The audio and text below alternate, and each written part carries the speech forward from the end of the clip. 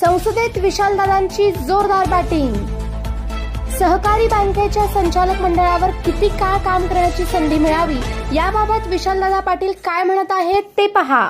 This bill, but there, I believe it's with good intention, but I believe there's a massive opportunity loss which I just want to bring in, and I'll be very short with my issues. So one is about tenure. I think it's brilliant that they brought in the 5-year, 10-year tenure for cooperative societies, because generally cooperative societies, the election is for 5 years, therefore 8 years was a problem. Though I think there's an opportunity loss because cooperative societies, especially UCBs, जो ग्रामीण और शहर में छोटे-छोटे bank चलते हैं, उनका face बहुत इंपॉर्टेंट होता है। जो डायरेक्टर होते हैं उनका चेहरा देख के लोग वहां डिपॉजिट रखा करते हैं और विश्वास पे बैंक चलती है। अगर 10 साल तक आप इनको सीमित रखते हैं तो बहुत मुश्किल आएगी कि कल शायद ये जब संचालक, ये जो डायरेक्टर्स हैं, ये बैंक से नीचे उतरेंगे तो शायद विड्रॉल शुरू हो जाएगा डिपॉजिट्स का। That's something you should consider.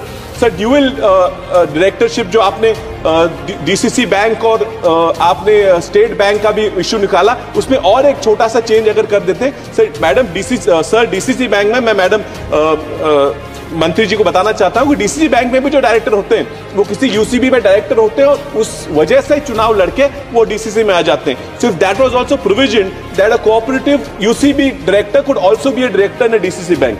Sir, about the nominations I want to bring a very small issue. Sir, nomination sir एक एग्जिस्टिंग है कि कोई बुजुर्ग आदमी, ओल्ड मैन, उसका बेटा उसको संभालता नहीं है, पड़ोस का एक बेचारा लड़का उसको संभाल रहा था, तो उसके मरने के बाद नॉमिनेशन तो उसने पड़ोस के आदमी को दे दी, लेकिन उसके बाद उसको पैसा नहीं मिला क्योंकि लीगल इश्यूज आ जाते हैं। So if this act overrode the legal rights of the son and would allow the nomination to continue, would have been great. Sir, madam, sir, there's also major issue of cooperative banks where DCC banks के बहुत सारे पैसे, hundreds of crores are stuck in the denotification. They have not been replaced, and that is a case even that's going on Supreme Court. I really urge the government, this is a good opportunity for you to come off and do it. Sir, write-offs के बारे में almost 81% जो write-off किए गए loans हैं वो भी आज तक recovery ना हो पाए। तो something that they could do।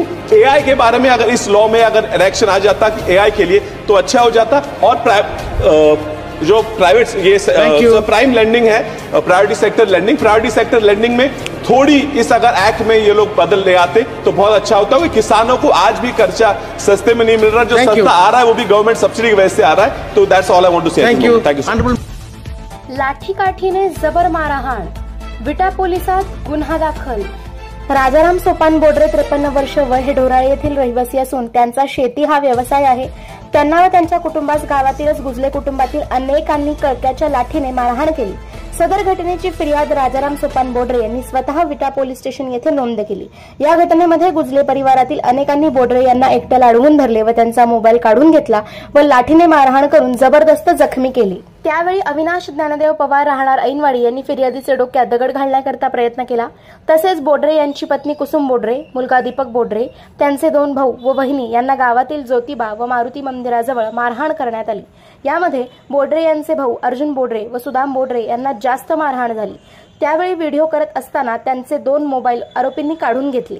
याबाबत विटा पोलिसांनी आरोपी ज्ञानदेव पांडुरंग गुजले, प्रकाश ज्ञानदेव गुजले, संजय सदाशिव गुजले, विठ्ठल सदाशिव गुजले, अशोक सदाशिव गुजले, गजानन भीमराव गुजले, विकास भीमराव गुजले, भीमराव पांडुरंग गुजले, अविनाश ज्ञानदेव पवार राहणार ऐनवाडी तालुका खानापूर, मंदाबाई भीमराव गुजले, जयश्री विठ्ठल गुजरे, मेधा गजानन गुजले, द्रौपदा ज्ञानदेव गुजले, सुरेखा चव्हाण, वैशाली वसंत गुजले, शीतल अशोक गुजले सर्व राहणार ढोराळे तालुका खानापूर यांच्यावर गुन्हा दाखल करून अधिक तपास करत आहेत।